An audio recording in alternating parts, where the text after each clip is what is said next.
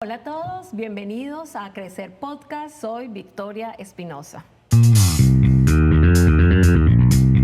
Gracias a todos por acompañarnos. Estoy muy feliz de que estés con nosotros porque hoy tengo a una invitada especial. Esta mujer que yo digo es una mujer que inspira, es autora, es escritora, odontóloga, empresaria, inversionista. Se desarrolla ahora como higienista dental aquí en Estados Unidos, apasionada por el crecimiento, apasionada por ayudar a otras personas a crecer y ser su mejor versión. Las veces que he hablado con ella yo lo he notado, yo puedo dar fe de que es cierto, de que está interesada en desarrollar su máximo potencial. Eso significa que vive con propósito. Por eso es mi invitada de este día y hoy quiero presentarles a todos ustedes a Jordanka Fonseca. Hola, muchas gracias por invitarme. Muy agradecida y feliz de estar aquí y de poder compartir con el público que ve Crecer Podcast. Muchísimas gracias, es un placer para mí. Yo debería de añadirle, yo creo, a eso que acabo de decir acerca de ti, que además eres una mujer de fe. Porque desde que te conocí, desde ese momento, y créeme que no es algo muy frecuente que me pase, que yo vea a alguien por primera vez y que yo sienta como si lo hubiera conocido de toda la vida, como que hay química, como que hay conexión, como que me identifico. Y cuando empezamos a hablar y a conocerte un poquito mejor, yo dije, ahora ya entiendo por qué. Porque hay como también esa parte de mí, ¿no? Que me interesa todo lo que tiene que ser el crecimiento. Yo creo en que Dios ha creado a cada persona con un propósito, que las personas en sus vidas, ellos tienen más de bueno que de lo malo que tú puedes ver en una persona. Y pienso también que el potencial está como, digamos que no ha sido explorado. ¿Qué piensas tú acerca de eso?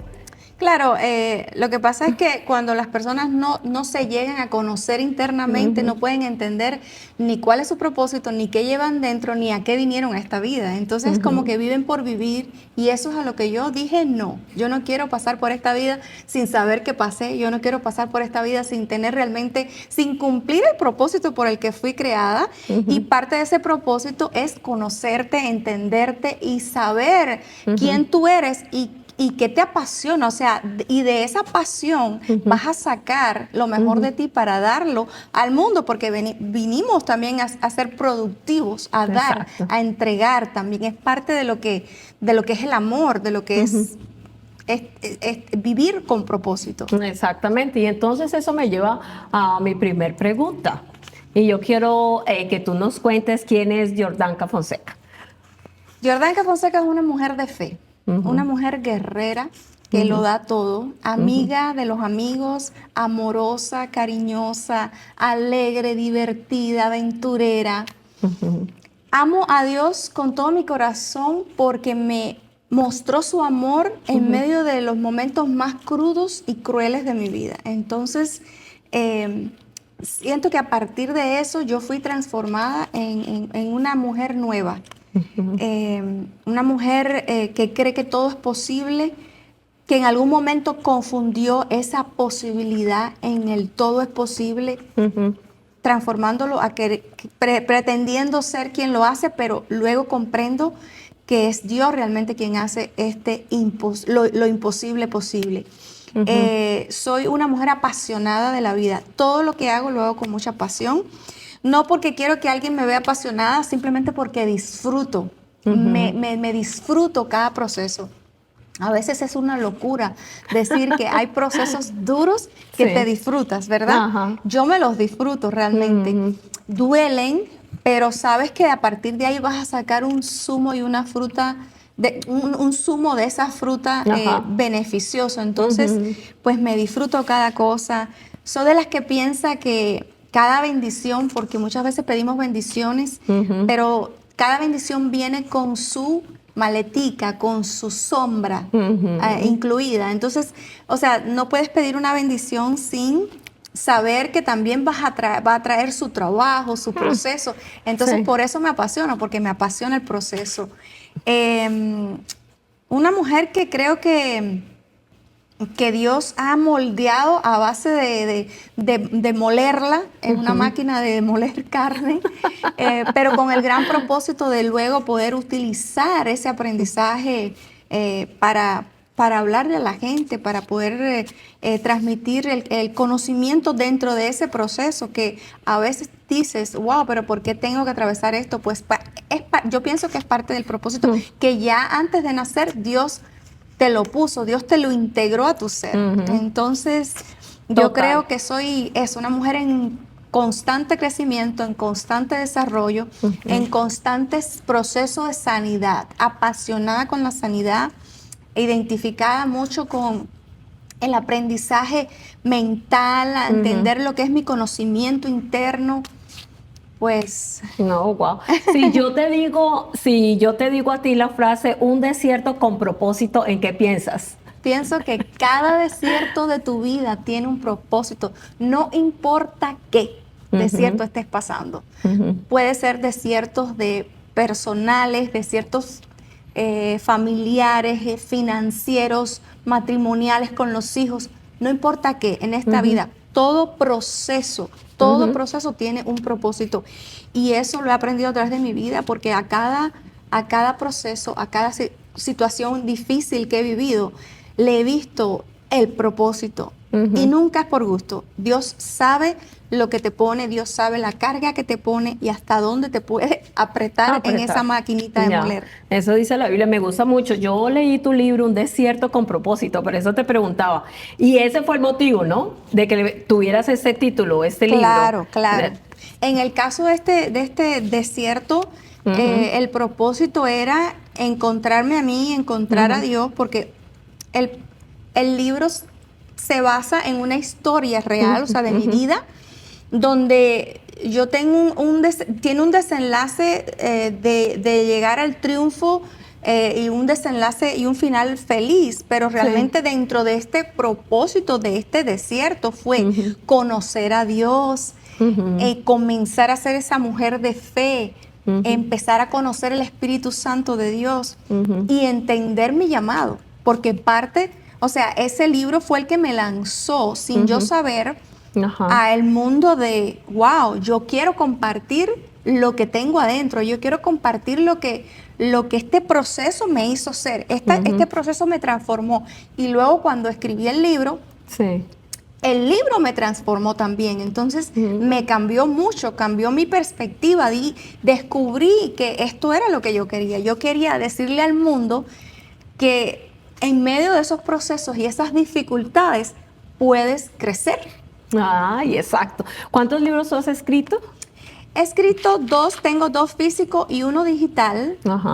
El segundo libro es sobre la sanidad interior, ya que me encanta, siempre he sido una apasionada buscadora de cómo crecer internamente, pues un proceso de sanidad interior que viví por 3 años y luego en medio de estar entre las redes, a partir del primer libro, nace Café y Reflexión, que es un minutico de compartir la palabra de Dios en las redes sociales, que surgió espontáneamente y bueno, pues vi la necesidad de hacer pues como una guía, porque a veces tenía que decir, bueno, ¿y de qué hablo esta mañana? Porque no todos los días tenía frescas las ideas, entonces dije, bueno, voy a hacer una guía que se llame Café y Reflexión, bien girly, bien chica, como para las chicas.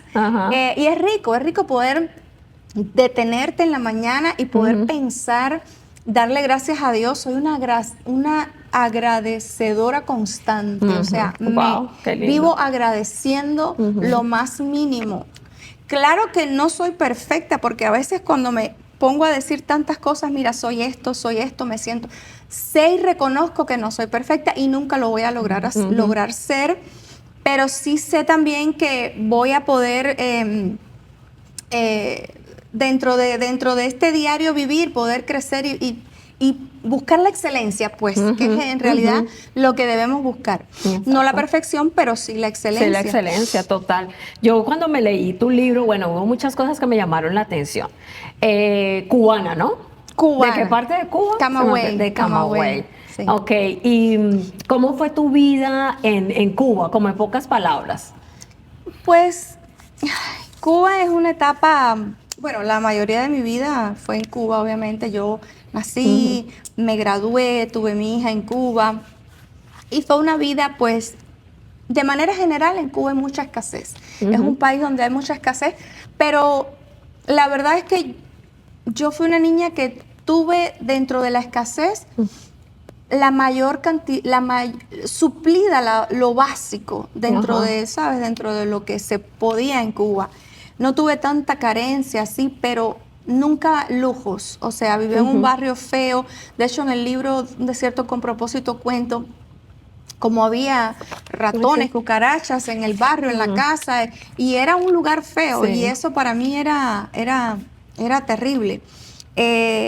Independientemente del comunismo, independientemente del gobierno cubano, que es un gobierno que te cierra en una cápsula, te cierra como en una caja donde tú no, en aquellos tiempos, ahora hace 10 años hay internet, pero en aquellos tiempos tú no tenías la capacidad de ver el mundo afuera y viví así, o sea, en un mundo cerrado. Siempre fui una persona soñadora, una persona con visión, con perspectiva de progresar a la manera de Cuba, que es un progreso pues simple, lo que puedes lograr ahí, sin tanta visión, sin una visión ampliada, por decir algo. Y siempre me preparé, pero sin saber que detrás de ese avión, o sea, detrás de ese aire, cuando vuelas de Cuba, o detrás de ese mar, había un mundo completamente desconocido y maravilloso. O sea, a ti siempre te ha gustado estudiar, porque también había la alternativa que si estás en medio de ese sistema, pues de pronto para qué estudiar o para qué, pero veo que eso es algo que está muy grabado en tu corazón, ¿no? El querer aprender, el querer estudiar, entonces te fuiste, ¿por qué odontología? No sé, yo comencé queriendo ser doctora general y estaba muy enfocada en ser doctora general. Siempre así creí prepararme, me preparé en computación, en inglés, sin saber si me iba de Cuba, sin tener computadora, realmente no había computadora, pero me preparé, estudié inglés. También no sabía que jamás me iba a ir de Cuba, ni tenía la ni remota idea de venir a los Estados Unidos. Pero me preparé porque parece que tengo dentro de mí, es una esencia, esa incansable manera de buscar, de crecer, de conocer y de aprender. Entonces, no me inscribieron, no logré entrar en la carrera de doctora general, o sea, de medicina. Me entré en licenciatura en enfermería, pero yo quería ser doctora. Y un día, por casualidad, paso por la parte de la odontología y me pareció tan bonito. Lo elegí así, por instinto. Y me cambié de carrera y me pareció la mejor decisión de la vida. Yo amo la odontología. Es que soy apasionada por todo lo que hago. Donde yo entro a estudiar, donde yo entro a aprender, yo me apasiono. O sea, me encanta. Tú lo das todo. Como en buen colombiano decimos, la doy toda. Exacto, la doy toda, así mismo. Y sí amo la odontología, la verdad. Y siempre que, o sea, yo aún trabajo en el medio, soy higienista dental y todos los días del mundo yo tengo la dicha, la gracia, el favor de Dios de decir, amo esto. Amo este mundo, amo lo que hago, o sea, me encanta mucho este mundo. Ay, eso es una gran bendición. Tú sabes que estadísticamente hay un gran número de personas que trabajan porque necesito el dinero, pero cuando tú encuentras lo que es lo tuyo, es una gran bendición, como tú dices. Yo tengo esa experiencia con mi mamá, ella es enfermera, y yo he conocido enfermeras y mi mamá, porque mi mami ama, o sea, ella nació para eso, y esa fue su vocación durante muchísimos años. Pero bueno, ahora quiero preguntarte algo. A través de la odontología, a través de tu profesión, es que se abrieron las puertas, y yo digo que Dios está orquestando todo para que tú salieras de Cuba. Cuéntame un poquito de esa historia. Yo la leí en tu libro, que lo recomiendo, me fascinó. Yo pienso que de verdad que es inspirador, y yo veo que yo diría que a ti te podría poner Jordanka sin miedo. A veces es peligroso.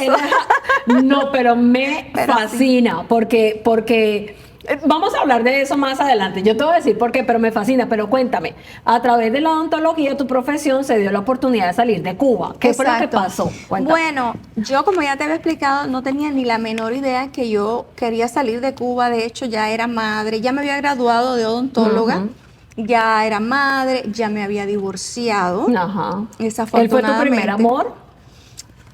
Yo no sé si fue mi primer amor, pero fue la primera persona donde yo me sentí protegida, una relación bien bonita.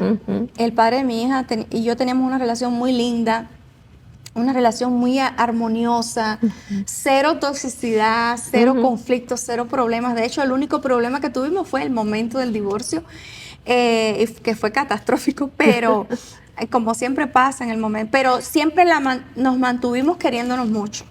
Sí sufrimos, porque es lógico, y no voy a decir, ay, no, todo fue de color de rosa. No, sí sufrimos, pero porque no supimos manejar las cosas, porque no teníamos madurez. No creo que éramos tan jóvenes. Yo tenía 29 y él me lleva 7 años, 30 y algo. No éramos tan jóvenes, pero sí creo que esa caja de Cuba donde vivíamos, que no teníamos la capacidad de tener un poquito más de conocimiento tal vez, de tener una mente más abierta, no nos permitió, tal vez, tú sabes, las raíces de cada persona. Yo venía de un hogar donde no se infundía la unión matrimonial, donde no te educan. Cuba es un país donde no te educan mucho sobre el bienestar familiar del hogar, pues. Yo sabía en mi instinto, en mi interior, que sí quería tener un matrimonio para toda la vida. De hecho, es una de las cosas que yo siempre me quejo, pues, de mi vida, ¿no? Que por qué no tuve ese matrimonio para toda la vida. Era mi sueño. Pero no supe manejarlo, no supimos manejarlo, no supimos encontrarle la vuelta y amándonos. O sea, nos queríamos mucho, mucho, mucho. De hecho, me pasé muchísimos años aún avanzando con mi vida, pero anhelando haber tenido mi hogar, mi esposo, con mi hija. Pero bueno, pasan las cosas y al final llegó la oportunidad de irme a Venezuela a cumplir misión internacionalista como odontóloga, cosa que no quería, cosa que me resistí. Pero al final dije, bueno, ok, me voy por 3 meses solamente, pero eso fue un antes y un después. Fue uno de los quiebres de mi vida. Cuando yo salí de Cuba, primero dejé a mi hija pensando que iba a regresar pronto, o sea, quédate aquí un ratico, o sea, voy a trabajar, voy a resolver la economía del hogar porque ya estaba sola. Sí, ya había muerto mi mamá, yo no tengo hermanos. Entonces, como que yo siempre me sentí como o sea, la carga y la responsabilidad financiera. Claro. El papá de mi hija nos habíamos separado, se había distanciado un poco, estuvo un tiempo distanciado completamente. Y bueno, yo dije, bueno, ok, voy a salvar un poco las finanzas del hogar, voy por un tiempo, hago un dinerito y regreso. Pero cuando yo llegué a Venezuela, o sea, hubo un cambio, un punto de inflexión, wow, de no retorno. ¿Qué época fue? Más o menos. 2007. En el 2007. Y tú llegas a Venezuela y otro mundo. Llego a Venezuela y cuando yo vi el capitalismo, cuando vi el capitalismo, cuando vi la abundancia, cuando vi la manera de vivir en un mundo cualquiera. No era precisamente los Estados Unidos los que todo el mundo hablaba, que hablaban maravilla de los Estados Unidos, o tal vez de Europa, que era un gran continente. Pero yo vi que era Suramérica, América, y la gente vivía también con las necesidades básicas suplidas, con las condiciones, o sea, hasta las personas más simples podían tener un carrito o una moto, pero en Cuba no se podía ni comprar pasta, ni jabón, y yo ganaba $20 como dentista, o sea, con $20 comprabas un par de zapatos o un pantalón, o comprabas comida para 10 o 15 días del mes. Y era todo. Entonces, eso era absurdo. Cuando yo pude ver ese mundo exterior y entender todas las mentiras que me habían dicho de niña, y de adolescente y de estudiante en Cuba, desperté. Fue un despertar impresionante, un dolor, un encuentro de emociones, o sea, sentimientos encontrados, porque todo lo que habías creído tenías que desecharlo, tenías que comenzar a sacar cosas de tu cerebro, sacar cosas de tu interior, sacar cosas de tu corazón. Desaprender. Exactamente. Y entonces dije, no, esta es la vida que yo quiero. Ahora, ¿cómo? No sabía. Y bueno, a partir de ahí comenzó la aventura. Wow. Y pensar, bueno, y dejar a tu hija, ¿no? Tu hija era como era lo único Lo que único. realmente movía tu corazón. Exacto. O sea, tu conexión con Cuba era tu hija. Exacto. Pero además de eso, pero wow, yo pensaba en eso. Tu corazón enfocado a darle una mejor vida a tu hija. Venezuela en ese entonces era el lugar, pero tu hija estaba en Cuba. ¿Y cómo lo hago, no? ¿Y cómo lo hago? Fue un momento duro de separación, o sea, ese fue el primer momento donde empiezas a desconectarte emocionalmente y a desprenderte, o sea, no desprenderte de tu hija, pero sí a sentir esa separación fuerte, porque, o sea, y mi hija sufrió, ay, esa es una de las cosas que yo todavía... ¿Cuántos años tenía tu nena cuando eso? 5. 5 años. Sufro mucho aún, aunque estoy todavía, a ver, el proceso de sanación es para toda la vida. Sí, y yo total. todavía me perdono y le digo a ella con 22 años, no me alcanzará la vida para pedirte perdón por dejarte ese tiempo sola. Porque sí, era por un mejor futuro, era porque ella tuviera una mejor calidad de vida, pero aún así la parte emocional, la parte de la necesidad de la mamá de estar con su hijo, eso no se cambia, eso fue interrumpido. Ahí hubo un quiebre y eso no hay manera de ponerle curitas, eso no hay manera de ponerle una sutura y empatarlo y quitar el daño que en algún momento eso provocó en mí, pero aún más en ella que estaba comenzando a vivir. Fue muy duro, pero ahí tuve que pues ponerme los pantalones y decidir cuando me llegó una oportunidad para venir a los Estados Unidos, que entonces podría haber sido, wow, la oportunidad maravillosa para tener una mejor vida. Pero ¿cómo ocurre eso? O sea, tú estabas en Venezuela, Estaba pero en de Venezuela. misión, ¿no? Sí, pero esta oportunidad que se dio era una oportunidad en la cual sí iba a tener un proceso de separación un poquito más prolongado con mi hija, no tanto, según yo esperaba, pero iba a ser un proceso corto y en el que ella también iba a estar incluida en ese paquete. Descubrí una oportunidad que a los médicos cubanos, profesionales cubanos trabajando en un tercer país, le daban una visa para venir a los Estados Unidos y mi hija, por supuesto, entraba en esa visa, o sea, me la daban a mí y también se la daban a mi hija. Y eso me hizo pensar que era una buena oportunidad y la aproveché. Cuando fui de vacaciones a Cuba, le comuniqué al papá que esto iba a pasar, que tenía esto en la mente. Y bueno, obviamente fue también muchas emociones y sentimientos encontrados, o sea, cuídala, no deje que se olvide de mí, ¿sabes? Todos esos momentos de quiebre. Yo sabía que era el último abrazo en ese momento que me despedía de mi hija, por supuesto ella no sabía. Y bueno, en esta etapa la dejaba ya con su papá, al principio la dejaba con una amiga mi amiga Yodali, que me la cuidó por un tiempo y le agradezco mucho el cuidado, que yo no sabía que me iba a extender, pero se complicó la cosa en el sentido de lo que yo sentí emocionalmente y de lo que yo quería para mi futuro. Y luego pues el papá estuvo de acuerdo, quedamos en que ahí se quedaría hasta que le llegara a ella el momento de partir, que para mí iba a ser aproximadamente solamente un año. Pero esto se complicó cuando comienza el desierto. Cuando comenzó el desierto, ay Dios mío. Bueno, pero eso era algo que era legal, ¿no? O sea, les daban a ustedes esa opción. Sí. Pero entonces, ¿qué pasó? A ver, era legal. Porque, claro, te dan una visa para venir a los Estados Unidos, para venir a vivir a los Estados Unidos. Sí. Muy legal, claramente, pero estás escapando de las filas y del gobierno cubano. Entonces, es un escape del comunismo. Y Estados Unidos te abre la puerta para protegerte. Ok, ya entiendo. Claro, entonces cuando ya yo tengo todos los documentos listos mientras estoy en Venezuela, que ya me había escapado de trabajar con el gobierno cubano, que ya yo tengo todos los documentos listos, Pues cuando voy a salir por el aeropuerto de Maiquetía en Venezuela, comienza un proceso terrible. Empieza una de las primeras máquinas mías de moler carne, donde wow. yo pienso que... Perdóname, te interrumpo, pero eso tú lo tenías que hacer muy privado.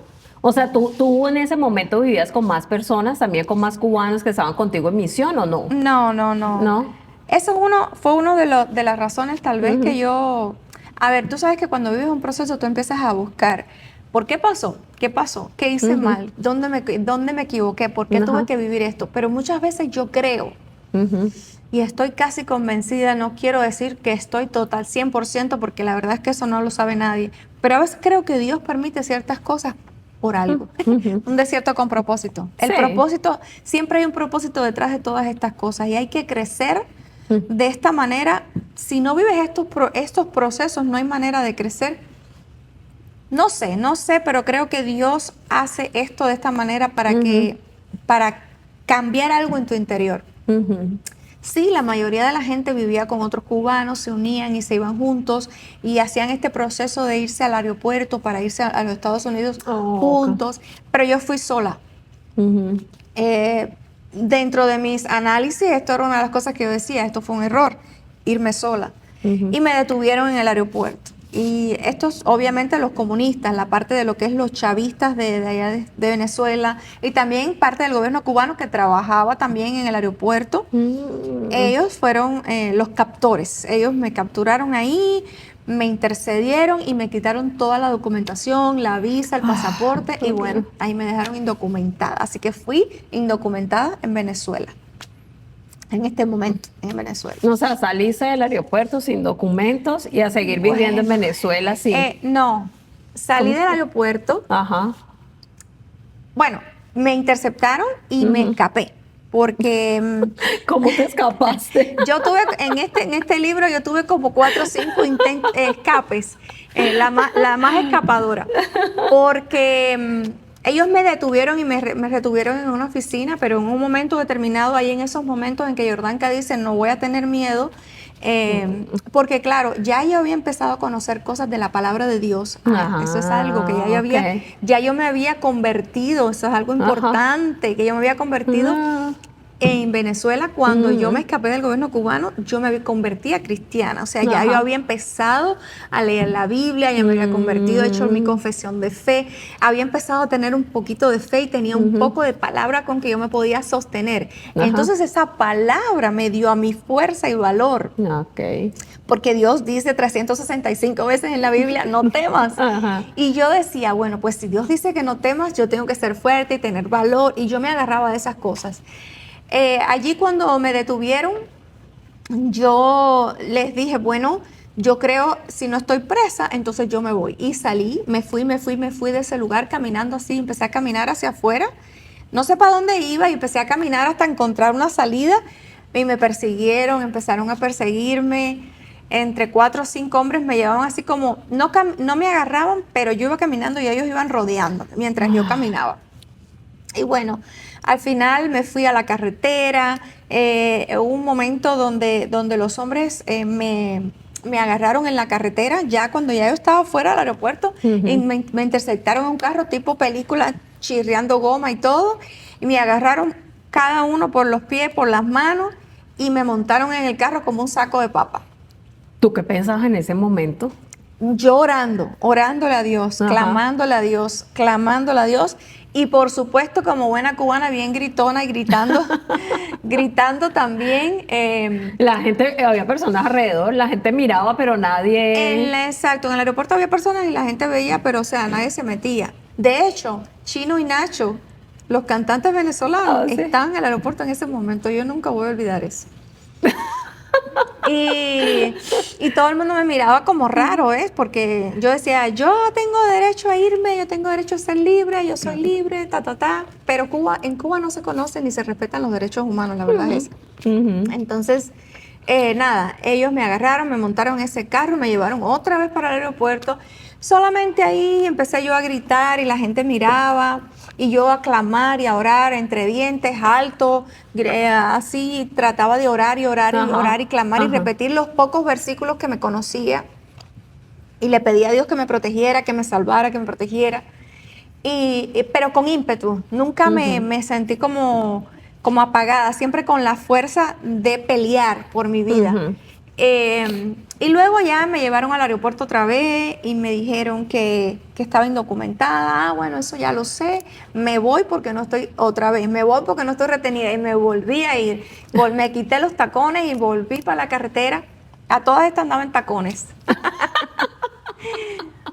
Me volví a ir y nada, hasta que ya me pude ir y me dejaron ir. Me entregaron un papel que decía que estaba indocumentada. Y para salvaguardar mi vida, entonces comencé el proceso de la trayectoria hacia Colombia. Dios mío, bendito. Y me fui para Colombia con una mochila al hombro, así literal como está en la portada del libro, sin conocer a nadie, sin saber para dónde iba. Yo quería salvar mi vida y salir de Venezuela, del comunismo, porque ya Venezuela estaba en el comunismo. En el proceso, ¿no? El comunismo invadido totalmente. Y te fuiste a Colombia. A Colombia. Un montón de horas en autobús, cruzando frontera. Obviamente crucé frontera indocumentada, o sea. ¿Tú qué pensabas? O sea, en ese momento, bueno, yo me voy a Colombia y yo allá resuelvo, yo veré, exacto. Si tengo que dormir en la calle, duermo en la calle, pero exacto. yo no me voy a... Yo dije, bueno, la idea principal era volver a recuperar la visa, porque mi intención y mi visión no se había tronchado. O sea, ok, a mí me dieron una visa, tiene que estar ahí en algún lugar. Y mi intención era ir al consulado americano para que me diera la visa otra vez y yo poder volar desde Colombia. Y aunque yo tuviera que dormir afuera de la embajada americana, pero yo no me importaba. Yo creía que eso iba a resolverse en unos días. Resultó que cuando llegué allá, eso no era tan fácil. A Colombia. Bueno, crucé indocumentada, o sea, transgredí las fronteras. Porque pedí entrar legal, pero me dijeron, si no tienes pasaporte no puedes. Sí, claro, no hay manera. Y yo dije, bueno, forcé la puerta, entré a Colombia. ¿Qué tal tu experiencia en Colombia? Mi país. Amo Colombia. Amo Colombia, amo la cultura, amo la comida, amo la música, amo la gente. O sea, yo de verdad me siento muy identificada. Cuando llegué a Venezuela, obviamente fue el primer amor al capitalismo. Yo siempre digo, fue lo que me abrió los ojos, fue lo que, el despertar de ver un mundo allá afuera completamente nuevo, desconocido y que no tenía nada que ver con lo que nos habían dicho en Cuba. Sí, tremendo. Porque en Cuba siempre decían que, bueno, un montón de cosas que para qué tocar. Pero Colombia me tocó el corazón porque siento que tiene como demasiada similitud a nosotros los cubanos. No sé explicar exactamente, pero hay algo ahí que me conecta más, a mí en mi caso, con los colombianos. Yo creo saber qué es. ¿Qué? Que yo veo que tú tienes en tu corazón y has tenido, ¿verdad? Desde antes de conocer a Dios y de ser cristiana, ese positivismo, hay que luchar, quiero más, hay más, ese corazón aventurero. Y los colombianos, yo pienso que los colombianos tenemos eso. Sí. Es un país que ha vivido muchísimas cosas. Es un país 60 años en guerra. Un país que ha vivido muchísimas cosas, pero el colombiano tiene la alegría, la música, las ganas de vivir, el empuje, la empresa. Tú ves en cada esquina de Colombia, esquina de Colombia hay un negocio. O sea, los colombianos tenemos eso, dado por Dios. ¿Sabes qué? Yo te iba a preguntar, ¿cuál es la línea de diferencia entre la Jordanka tan fuerte, emprendedora, apasionada, y la Jordanka de fe? Porque hay un cambio. O sea, tú ya venías con lo logro, lo hago. Eso de escaparse en un aeropuerto y que los hombres me cargaron y me montaron al carro y yo gritaba, y seguías con tus tacones. Seguías con tus tacones. Y ahora llegar al mundo de la fe, que está relacionado, pero no es lo mismo. ¿Qué me dices tú? Yo pienso que cada persona nace con una esencia. Yo pienso que las personas nacemos con una esencia, pero no obstante, ya yo había pasado, por ejemplo, el proceso de perder a mi madre, el proceso de divorcio, que